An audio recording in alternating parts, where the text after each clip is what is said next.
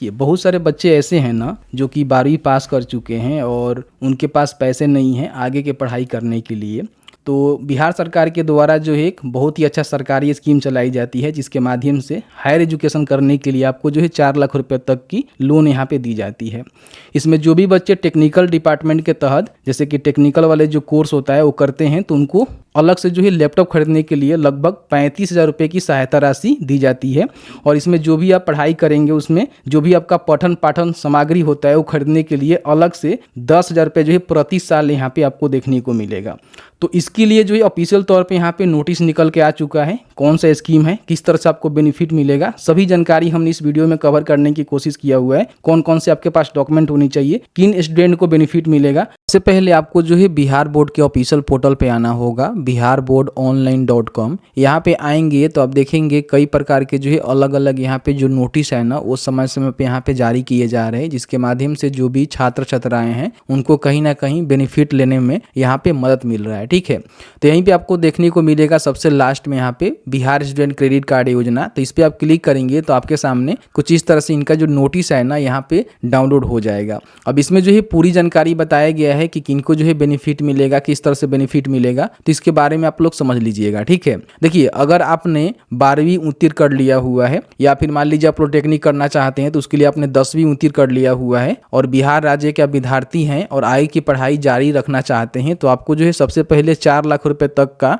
जो लोन है ना सरकार आपको दे रही है। ठीक है, आप सभी को पता ही है कि लोन जो है सभी को नहीं मिल पाता है। तो इसमें मान लीजिए आप स्टूडेंट है, आगे की पढ़ाई जारी करना चाहते हैं तो कहीं ना कहीं बिहार सरकार स्पेशल आपको अपने तरफ से लोन देती है, जिसमें बैंक का कोई रोल नहीं रहता है। विभाग आपको लोन उपलब्ध करवाती है, क्योंकि बैंक से लोन लेना इतना आसान नहीं है, बहुत जो है पापड़ बेलने पड़ते हैं, बहुत सारे डॉक्यूमेंटेशन होता है जो आपको करना होता है। लेकिन यहाँ से आप लोन इजिली प्राप्त कर सकते हैं अगर आप इच्छुक हैं, योग्य हैं और एक्चुअल में आगे का पढ़ाई करना चाहते हैं। बहुत सारे छात्र क्या सोचते हैं ना कि हम पैसे लेकर रख लें, तो ऐसा नहीं होता है, पैसे आपको हाथ में नहीं दिए जाते हैं। तो अधिकतम जो है 4 लाख रुपए तक ही आपको लोन मिलेगा, उससे एक्स्ट्रा आपको देखने को नहीं मिलेगा। फिर बताया गया है कि राज्य सरकार के द्वारा स्थापित बिहार राज्य शिक्षा वित्त निगम के माध्यम से ऋण राशि का भुगतान किया जाता है। यहाँ पे देखिए पूरी जो है आपको जो पैसे है ना राज्य सरकार के द्वारा शिक्षा विभाग के द्वारा आपको मिलता है। ऐसा नहीं है कि बैंक इसमें कोई रोल रहता है, तो बैंक से कोई भी आपको लेना देना नहीं रहेगा। विद्यार्थियों को रहने, जीवन यापन करने निर्धारित राशि के एक्स्ट्रा पाठ्य पुस्तक, पठन लेखन सामग्री क्रय करने के लिए 10,000 रुपये जो है प्रति वर्ष यहाँ पे आपको एक्स्ट्रा पैसे यहाँ पे देखने को मिलते हैं। यानी कि जो 4 लाख रुपये आपको लोन मिलेगा उसके एक्स्ट्रा जो है आपको 10,000 रुपये जो है प्रति वर्ष जो भी विद्यार्थी को रहने का होता है, जीवन यापन करने का होता है, जो भी पाठ्य पुस्तक, पठन लेखन सामग्री है वो क्रय करने के लिए दिया जाता है। और देखेंगे जो भी मान लीजिए विद्यार्थी तकनीकी पाठ्यक्रम के लिए अपना कोर्स करते हैं तो वैसे जो भी विद्यार्थी होते हैं ना उनको यहाँ पे लैपटॉप खरीदने के लिए अलग से जो है 35,000 रुपये तक का जो सहायता राशि है यहाँ पे देखने को मिलता है। यानी कि मान लीजिए तकनीकी का मतलब क्या हो गया कि आप ऐसे फील्ड में जा रहे हैं जहाँ पर टेक्नोलॉजी से रिलेटेड आप कोई कोर्स कर रहे हैं तो उस कंडीशन में आपको 35,000 रुपये जो है एक्स्ट्रा यहाँ पे लैपटॉप खरीदने के लिए देखने को मिलता है।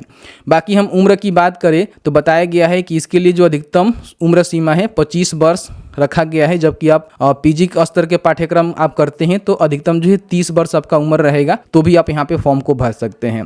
प्रमुख तकनीकी, व्यावसायिक एवं सामान्य पाठ्यक्रम के अलावा पॉलिटेक्निक, ITI पाठ्यक्रम के लिए भी आप इसका लोन ले सकते हैं। 4% सरल ब्याज दर आपको देना होगा, मतलब कि किसी प्रकार की आपको जो है चक्रवृद्धि ब्याज नहीं देना होगा। सिंपल जो इंटरेस्ट होता है वो आपको 4% सालाना देना होगा। बाकी मान लीजिए कोई महिला है, दिव्यांग है, ट्रांसजेंडर है, उनको जो है 1% ही यहाँ पे रेट ऑफ इंटरेस्ट सालाना देना है। तो कहीं ना कहीं बहुत ही कम है महिलाओं के लिए, दिव्यांग के लिए, ट्रांसजेंडर के लिए। हालांकि आप सामान्य पर्सन हैं, ठीक है, सामान्य विद्यार्थी हैं, तो आपको जो है 4% यहाँ पे देना पड़ेगा। बाकी बताया गया है कि अवधि तक ब्याज दे नहीं, अर्थात ब्याज की गणना का प्रावधान नहीं है। इनके द्वारा जो है एग्रीमेंट होता है, उस एग्रीमेंट से पहले आपको पैसे नहीं देने हैं। एग्रीमेंट में जो भी कंप्लीट होगा, मतलब कि कितने वर्षों के बाद, कोर्स कंप्लीट के बाद पैसे देने होते हैं, उसकी जानकारी यहाँ पे बताई गई है।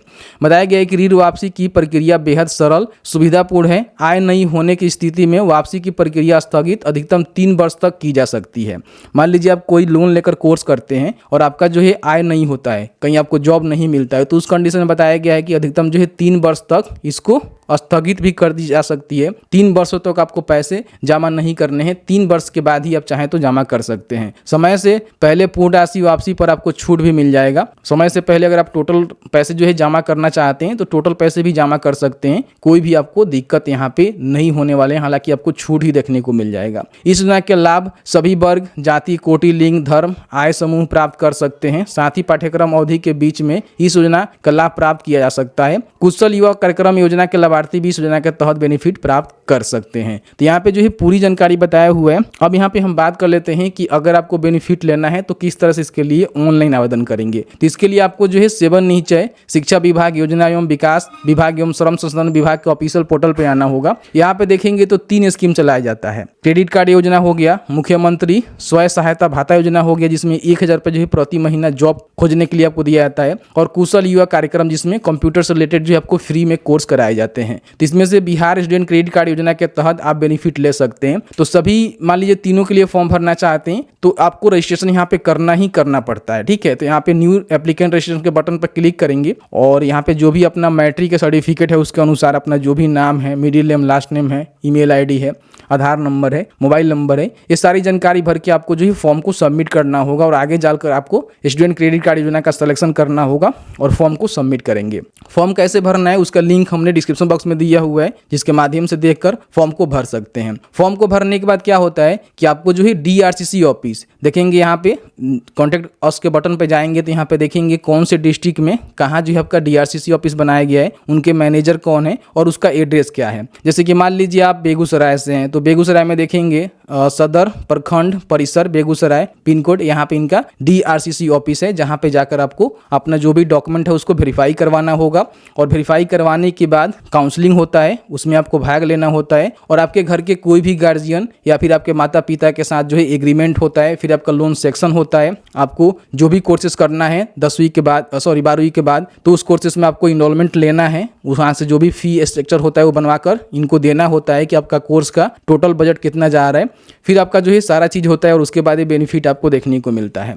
इसकी जानकारी हमने विस्तृत से बताया हुआ है, तो उस वीडियो को चाहें तो देख सकते हैं डिस्क्रिप्शन बॉक्स में या फिर आपको आई बटन में देखने को मिल जाएगा। तो इस तरह से मैंने जो है पूरी जानकारी आपको बताया कि इस तरह से फॉर्म को भरना है। बाकी जो भी इनका गाइडलाइन है यहाँ पे अलग अलग स्कीम का दिया गया, जैसे देख सकते हैं कि स्टूडेंट क्रेडिट कार्ड योजना के तहत यहाँ पे गाइडलाइन दिया गया है। इसमें कौन कौन से डॉक्यूमेंट की आवश्यकता पड़ती है तो डॉक्यूमेंट भी जानकारी यहाँ पे दिया गया है कि आपके पास जो है कौन कौन से डॉक्यूमेंट होनी चाहिए। देखिए, आवेदक सह आवेदक का आधार कार्ड, यानी कि जो भी आवेदक है उसका भी आधार कार्ड लगेगा, और जो सह आवेदक बनेगा आपके माता पिता में कोई भी बन सकता है उसका भी यहाँ पे आधार कार्ड देना होगा। मैट्रिक +2 पॉलिटेक्निक पाठ्यक्रम के लिए 10वीं का जो अंतिम सफल परीक्षा अंक प्रमाण पत्र है वो आपको देना होगा। फिर यहाँ पे प्राप्त छात्रवृत्ति निःशुल्क शिक्षा समाधि प्रमाण पत्र आपको देना होगा यदि लागू हो। आवेदक का जो है बैंक पासबुक यहाँ पे देना होगा, ठीक है।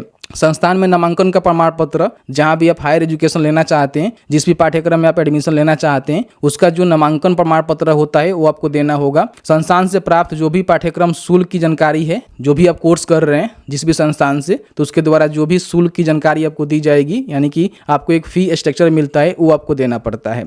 आवेदक सह आवेदक यथा माता पिता अभिभावक जो भी रक्त संबंधी का 2 पासपोर्ट साइज जो फोटोग्राफ है वो आपको देना होगा। आवासीय प्रमाण पत्र, बैंक पासबुक के प्रथम पृष्ठ की छाया प्रति जिसमें आवास का पता स्पष्ट से अंकित हो वो आपको देना होगा। तो ये जो है सभी डॉक्यूमेंट लगाकर आपको फॉर्म को भरना होता है और फिर इसका जो है स्वीकृति करवाना होता है। आवेदन के जो स्वीकृति होते हैं, ऑनलाइन आवेदन करने के बाद आपको जो भी PDF मिलता है उसको DRCC ऑफिस पे ले आकर वेरिफिकेशन करवाना होता है मल्टीपर्पज असिस्टेंस के द्वारा। और फिर यहाँ पे आपका जो थर्ड पार्टी वेरिफिकेशन एजेंसी है TPVA है, उनको आपका जो जानकारी जो है शेयर कर दिया जाता है। फिर यहाँ पे TPVA के द्वारा आपका जांच प्रतिवेदन लिया जाता है और फिर आपको लोन सेक्शन यहाँ पे किया जाता है, जिसके बाद आपको सीधे जो आपके जो भी संस्थान है उसको जो है लोन यहाँ पे दी जाती है। तो जैसे कि आपने देखा कि मैंने जो है पूरी जानकारी आपको बता दिया कि जो भी बिहार का स्टूडेंट क्रेडिट कार्ड योजना है उसके माध्यम से किस तरह से आप बेनिफिट ले सकते हैं, कौन बच्चे जो है बेनिफिट ले सकते हैं, और किस तरह से आपके पास पैसे नहीं है तो सरकार से आप लोन लेकर अपना जो पढ़ाई है वो कर सकते हैं और बाद में जब आपका जॉब लग जाएगा तो इसको आप चुका भी सकते हैं। मैंने सभी जानकारी बताया हुआ है। फिर भी आपके मन में कोई भी सवाल होगा इस वीडियो से रिलेटेड, नीचे कमेंट सेक्शन खुला हुआ है, कमेंट करके जानकारी बता सकते हैं।